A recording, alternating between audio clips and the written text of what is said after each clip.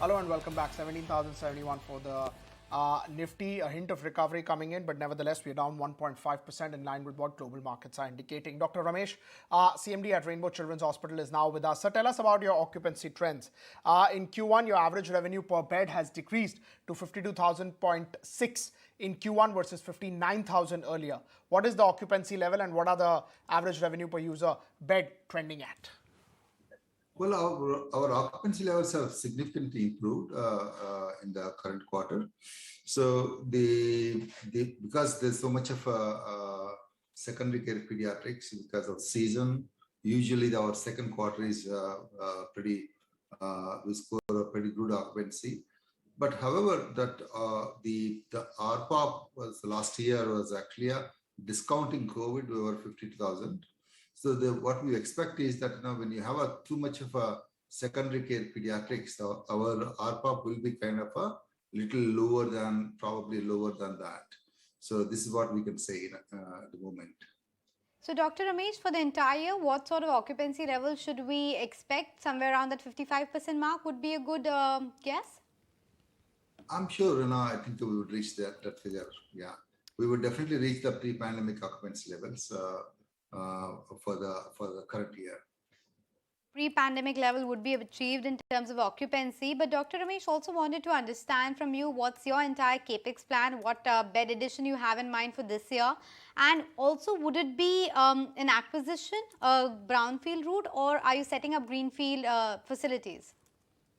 Again, as we stated earlier also that we have about 600 beds planned in the next 3 years' time. The 5 years horizon, about 1,000 beds, we have planned to do it. So things are kind of, the execution is going on. So right now, we just added one branch in the 1st of September in Chennai, one of the spook, and the 2 more spokes are going to come in the early part of next year. So all our expansions are in place, and the one which we are actually still kind of trying to scout is NCR expansions. So rest of the southern cities like Chennai, Bangalore, and Hyderabad, things are going right on time. So our capexes we are pretty much kind of whatever been discussing of the 60 lakhs per bed, which is kind of but we need to evaluate and see that there's a significant cost increase in the recent past with the supply chain, materials, various things. I think once we have 2 projects completed, we'll be able to kind of how much a kind of increase in the capex happens to the our new hospitals. Okay, and given the fact that you're talking about these supply chain issues and the increase in costs, etc., how have you moved your pricing over the last few months? And net, what would be the impact on margins? Because it was around 35% mark. Where is it expected to head over the next 6 to 9 months? I think the operational side is fine. I was talking about the project capex, and the operational side, whatever the rates being negotiated with insurance companies, and we have already done our pricing, all those things before the beginning of the year. So we expect it to be kind of around the 24-25% EBITDA pre-Ind AS. Right. So we've seen a lot of larger ones coming out to specialty hospitals like you and various others. Of course, you're much larger than what the recent acquisitions have happened.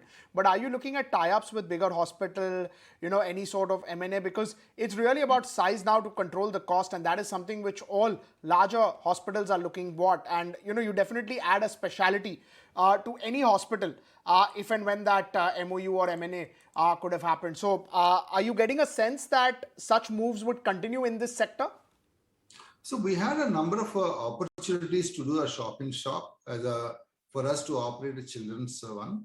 So we strongly believe in that children's healthcare has to be a kind of a separate domain. So this is what we have been very strongly voicing about it. Now, across the world, children's hospitals behave very differently. When I try to do in the kind of a shop, and again, it gets diluted significantly. Children's hospitals have to be children only, and also this overall environment, gadgetry, the way we operate, doctor engagement model is very, very different. So that, which is a reason we always kind of confine ourselves to be a children's hospital only. So what we do maximum is we do maternal services within the children's hospital, which is a well integrated within our model. So we do a large area of pediatric services plus obstetric services. That's our model. We continue to do that. In terms of the size of the hospitals, yes, of course, our hub hospitals will be kind of larger ones, which is about close to 200 beds. The spokes could be about 50 to 75 beds. That's what we have been doing it. We continue to do the same model.